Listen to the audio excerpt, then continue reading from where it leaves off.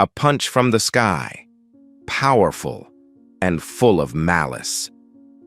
The dry, gruesome sound of a solid fist directly colliding with a fragile cheekbone rang out clearly and sharply in the space of the duty room that was already quiet, with only the steady ticking of the old wall clock and the whirring of the ceiling fan trying to dispel the stuffy air.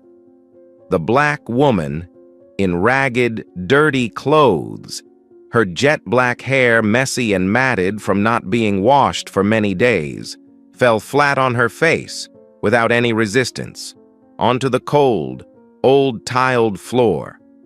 A small stream of dark red blood began to slowly ooze from the corner of her slightly swollen mouth, a clear sign of the brutality that had just taken place.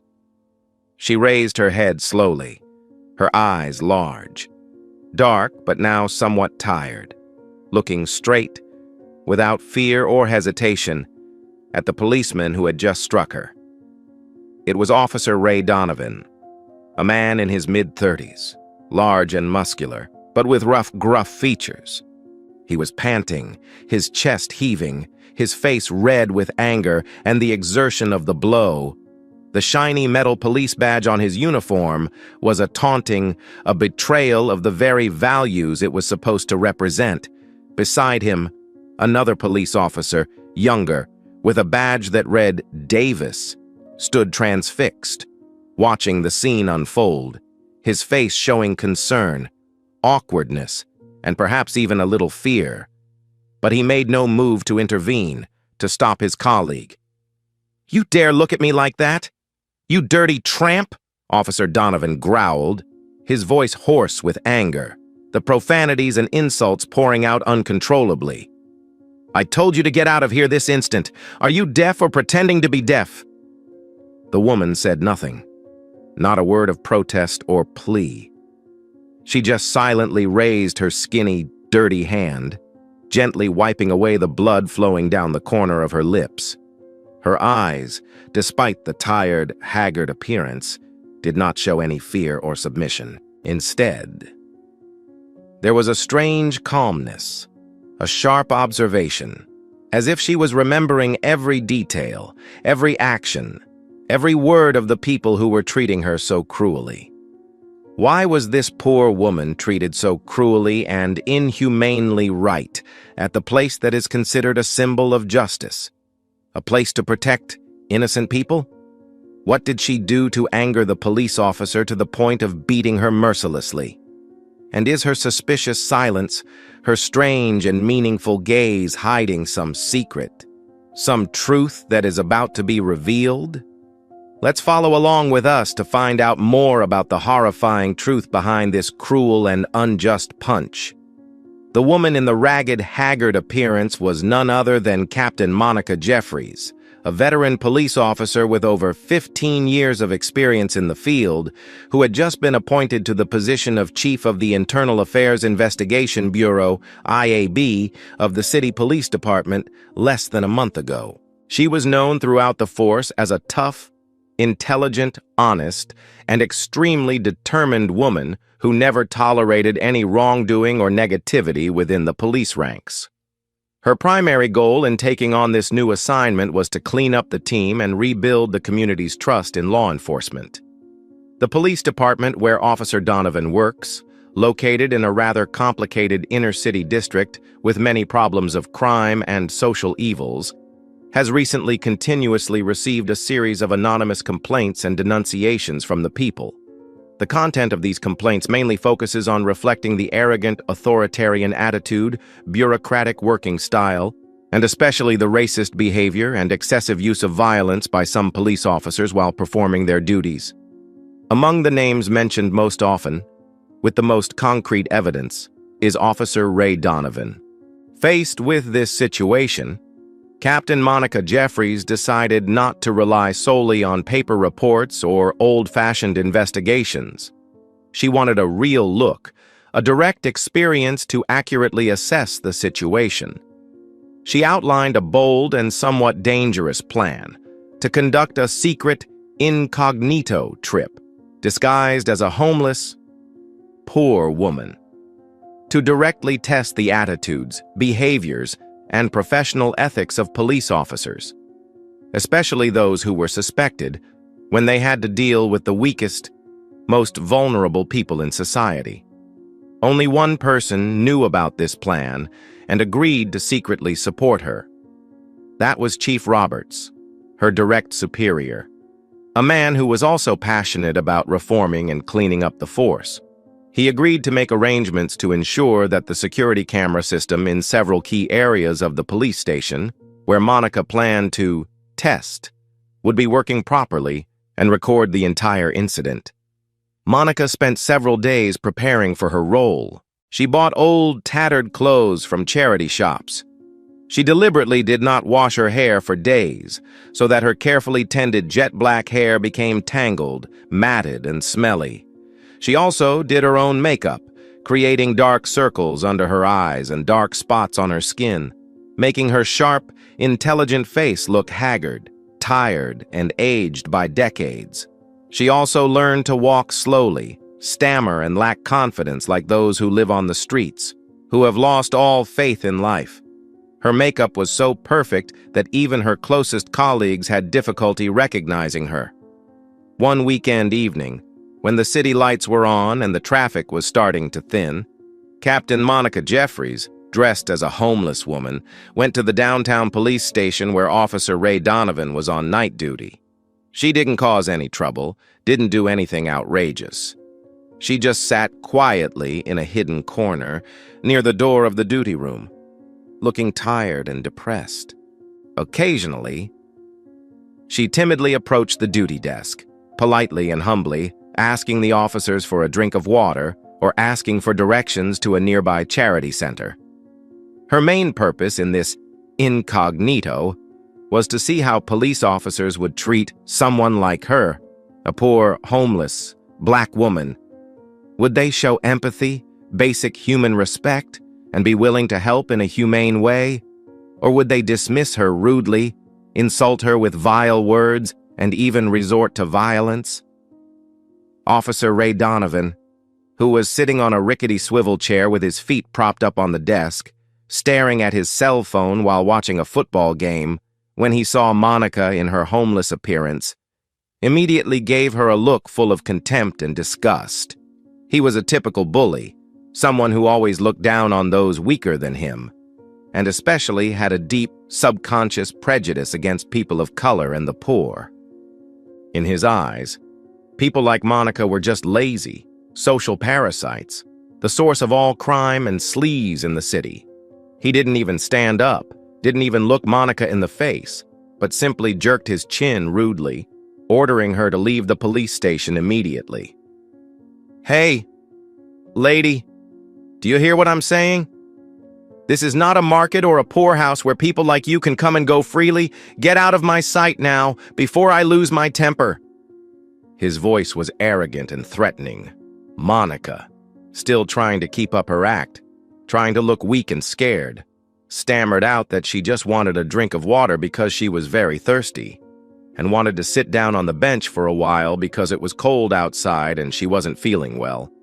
Monica's annoying and stubbornness, in Donovan's narrow-minded view, only made him more aggressive and impatient. He stood up abruptly, slammed his hand on the table, causing the plastic coffee cup on the table to fall over and spill onto the floor. He began to spew out racist, derogatory words without any restraint. "You guys are always making excuses to bother others. This police station is not a place for lazy, dirty beggars like you. Get the hell out of here, otherwise don't blame me for being cruel." Monica, still maintaining her role as a weak and somewhat naive woman, deliberately, stubbornly, a little longer.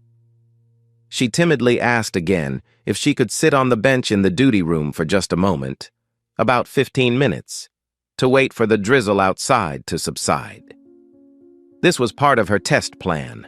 She wanted to see how far Officer Donovan's reaction would go, whether he would really dare to use violence against a homeless, defenseless woman.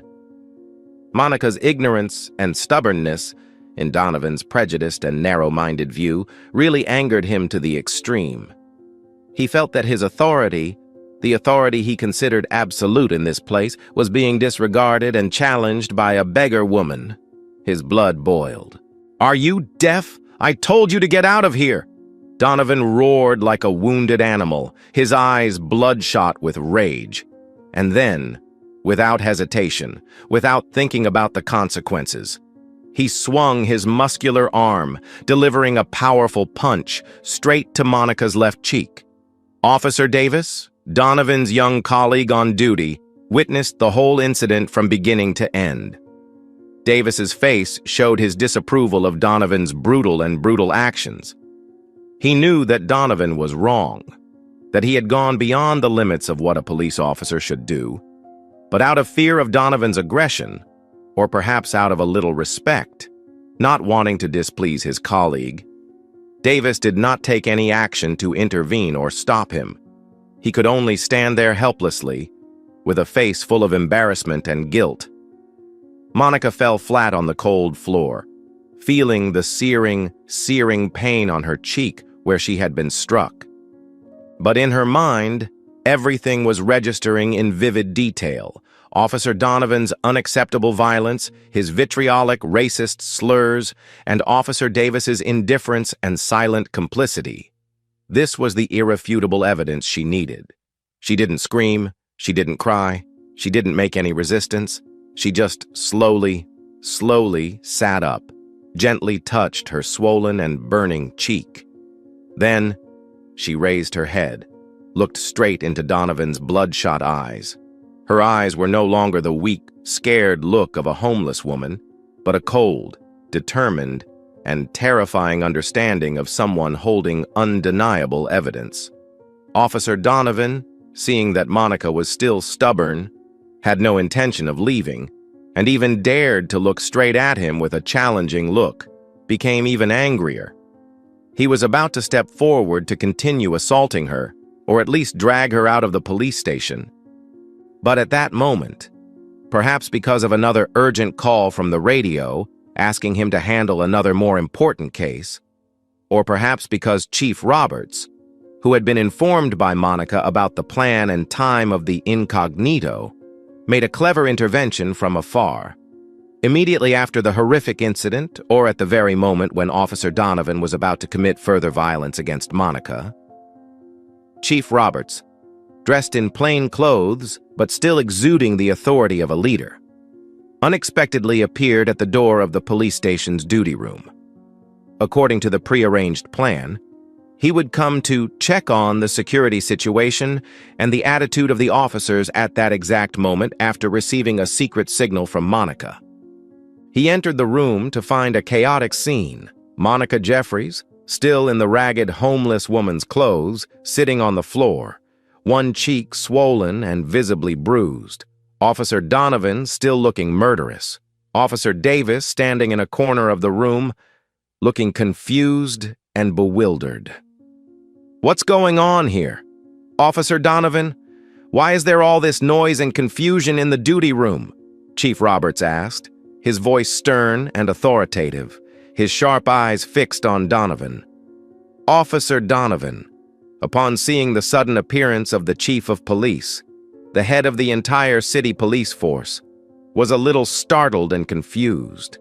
He hastily tried to cover up his wrongdoing, trying to make up a plausible story. "Yes, sir. It's nothing serious," he said, trying to sound calm. "It's just a homeless woman who was causing a disturbance and refused to leave the police station when we asked her to. I'm just trying to handle the situation."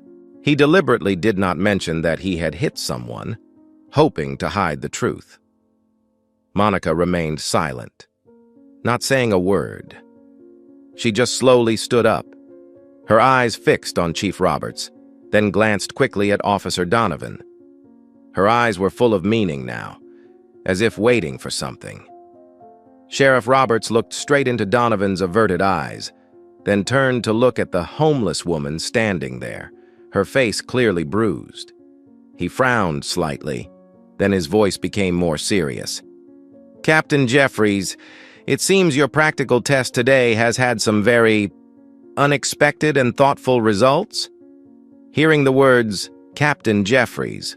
Both Officer Donovan and Officer Davis froze on the spot, as if struck by lightning. Captain Jeffries? Chief of Internal Affairs? Donovan stuttered, his voice trembling, unable to believe what he had just heard. His face, which had been confident and arrogant just now, had now turned visibly pale, without a trace of blood. He took another look at the ragged, dirty woman standing before him. No matter how meticulous and skillful the disguise was, now that he knew the harsh truth, he began to vaguely recognize the familiar features on that face, especially the sharp, intelligent, and powerful eyes, a gaze he had seen before in the department's briefings. Monica Jeffries slowly, leisurely stood up, lightly brushing the dirt off her ragged clothes. She reached up, removed her messy wig, revealing jet black hair, cut in a very neat and individual bob. Then, she took a wet tissue from her pocket, slowly wiping away the smudged makeup, intentionally making her face look haggard and tired. Under that disguise appeared the intelligent, sharp, and powerful face of a high-ranking female police officer. "Yes, Officer Donovan," she said, her voice cold, expressionless. But each word was like a knife stabbing straight into his heart. "I am Captain Monica Jeffries, Chief of your Internal Affairs Investigation Division. And you just welcomed me, your direct superior in inspection and discipline work, with a very impressive and unforgettable punch." Officer Donovan felt as if the ground beneath him was slowly sinking away, a pitch-black abyss opening up before his eyes. What had he done? He had hit his own Chief of Internal Affairs, the man with ultimate authority over the investigation and disciplinary action of all police officers in the entire city. The man who could decide his career, his future, even his life with a single signature. Fear, panic, and utter despair filled his mind. Without a second thought, Officer Donovan immediately knelt down on the ground, holding Captain Monica Jeffries' legs with both hands, crying and begging miserably and despicably. "Please, Captain. Please, boss. I really don't know. I'm blind and deaf.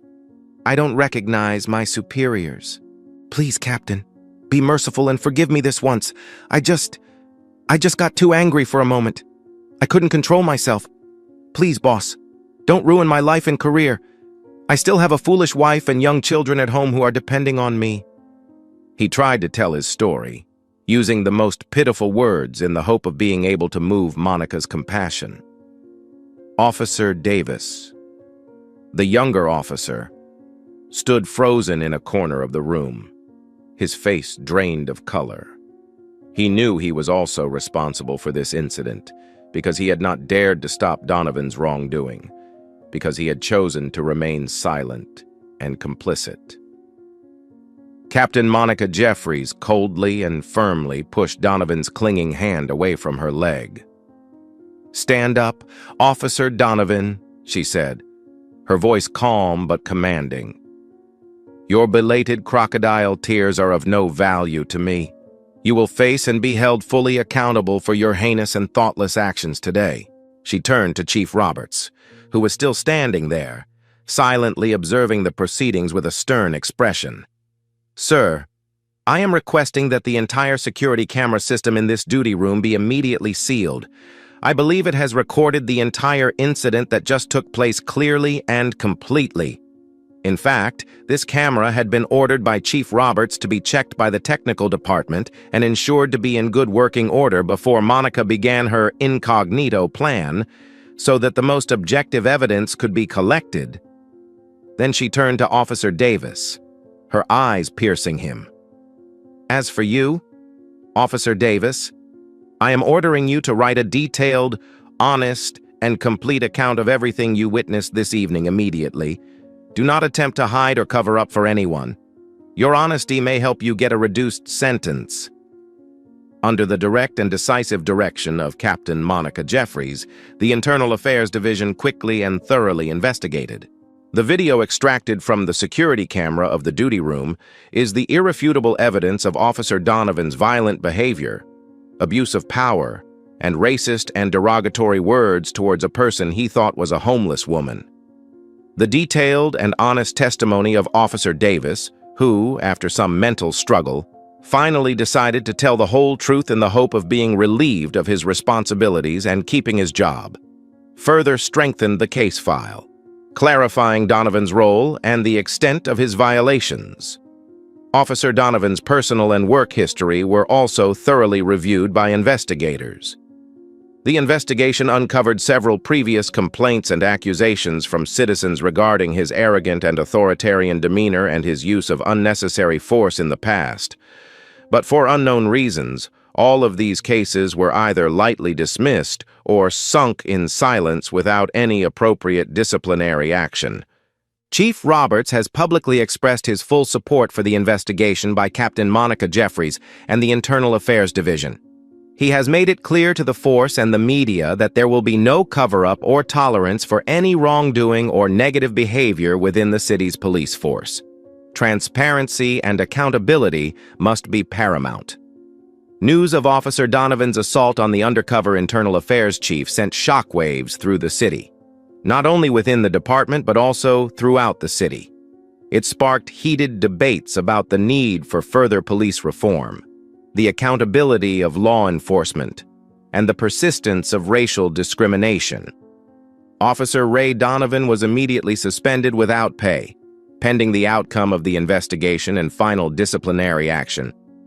During subsequent interviews with the Internal Affairs Bureau, faced with the incontrovertible video evidence, the damaging testimony of his own colleagues, and other evidence collected, Officer Donovan could no longer deny, evade, or fabricate anything. He completely broke down, admitted all his wrongdoing, and could only beg for mercy. At the conclusion of the investigation and disciplinary review process, based on clear evidence and conclusions, the Internal Affairs Investigation Division, chaired by Captain Monica Jeffries, has formally recommended that the police department's disciplinary board issue a decision to permanently dismiss Officer Ray Donovan from the police force for serious acts of violence, abuse of power, and unacceptable discrimination against citizens.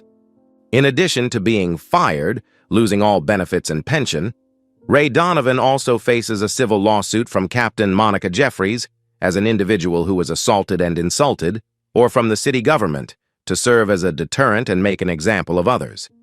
In the end, after much debate and deliberation, the disciplinary board approved the Internal Affairs Department's recommendation. Ray Donovan was officially dismissed from the police force.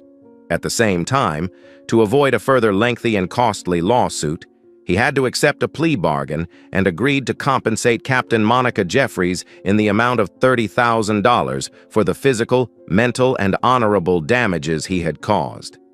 Although he did not face a criminal sentence, because his actions could be considered a minor assault in the context of an internal investigation, and being fired and losing his career was already a very severe punishment.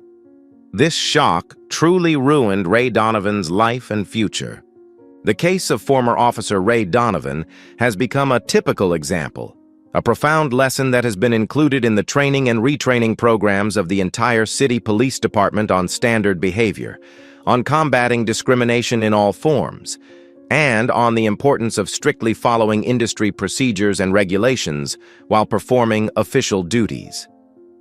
Captain Monica Jeffries' reputation and that of the Internal Affairs Division were greatly enhanced by this incident. Other police officers across the force now clearly realized that there would be no tolerance or cover-up for wrongdoing, regardless of who the offender was. A new wind, a positive change began to permeate every corner of the police department. The lesson from this dramatic and surprising story is clear and undeniable. The outer shell, no matter how well camouflaged, cannot hide the true nature within. Integrity, compassion, and respect for all people regardless of social status or skin color, are the qualities that are needed and must be possessed by anyone wearing a law enforcement uniform. Those who sow the wind will surely reap the whirlwind. Wrongdoings and negative actions, sooner or later, will eventually have to pay a very high price. And sometimes, those who think of themselves as strong, as those who have the power of life and death in their hands, become victims of their own stupidity and narrow-minded prejudices. What do you think about the punishment handed down to former Officer Ray Donovan? Is it really enough to deter similar behavior in the future? Or is there a need for stronger measures? If you were Officer Davis, the colleague who witnessed the whole incident, would you have had the courage to stop Donovan's wrongdoing from the beginning? Or was his silence in that situation understandable and sympathetic? What would be your choice? Does this story give you any confidence or skepticism about the ability of public agencies to clean up and reform themselves if there are truly determined, courageous, and dedicated leaders like Captain Monica Jeffries and Chief Roberts? And what do you think is the role of the people in monitoring and fighting against corruption in these agencies?